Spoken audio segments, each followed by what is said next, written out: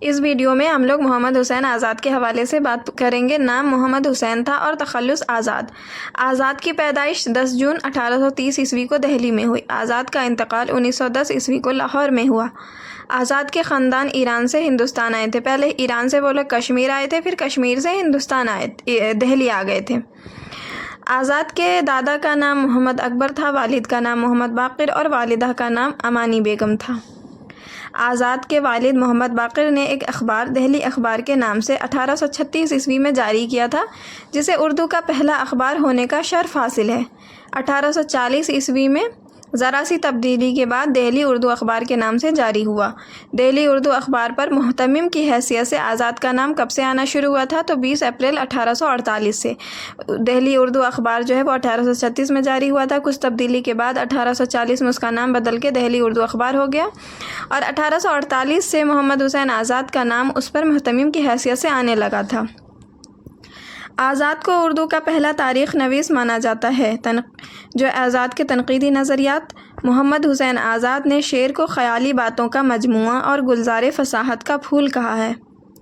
محمد حسین آزاد نے شعر کو خیالی باتوں کا مجموعہ اور گلزار فصاحت کا پھول کہا ہے۔ آزاد کے مطابق شعر کے معنی کلام موضوع اور مقفع کے ہیں۔ شعر کے معنی کلام موضوع اور مقفع کے ہیں۔ آزاد کا کہنا ہے کہ ہمارا شاعر اپنے ملک کی چیزوں کو نظر انداز کر کے ملک سے باہر نظر دوڑاتا ہے۔ اسے دجلہ و فرات تو نظر آتے ہیں، گنگا جمنا دکھائی نہیں دیتی۔ یہ ان کا کہنا ہے۔ آزاد کا کہنا ہے کہ ہمارے شاعر اپنے ملک کی چیزوں کو نظر انداز کر کے ملک سے باہر نظر دوڑاتے ہیں۔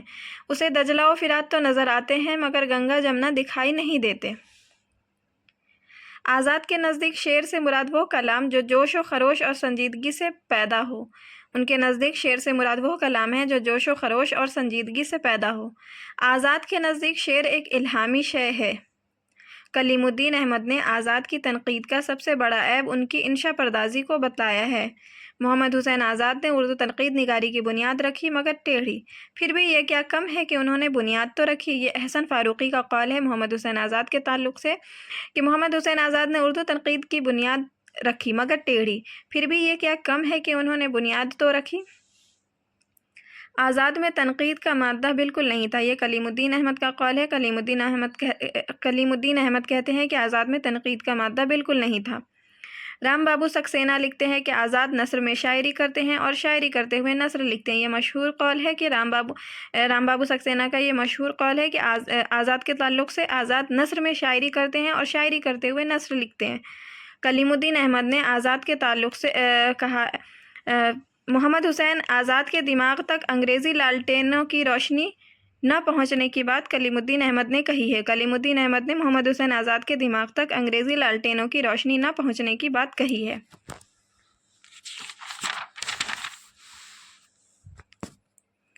شبلی نے آزاد کے بارے میں لکھا ہے کہ آزاد گپ بھی ہانک دے تو وہی معلوم ہوتی ہے۔ شبلی نعمانی نے آزاد کے تعلق سے کہا ہے کہ آزاد گپ بھی ہانک دے تو وہی معلوم ہوتی ہے۔ ان کی تصانیف، ان کی سب سے اہم اور مشہور تصنیف ہے آب حیات، جو کہ 1880 عیسوی میں شائع ہوئی۔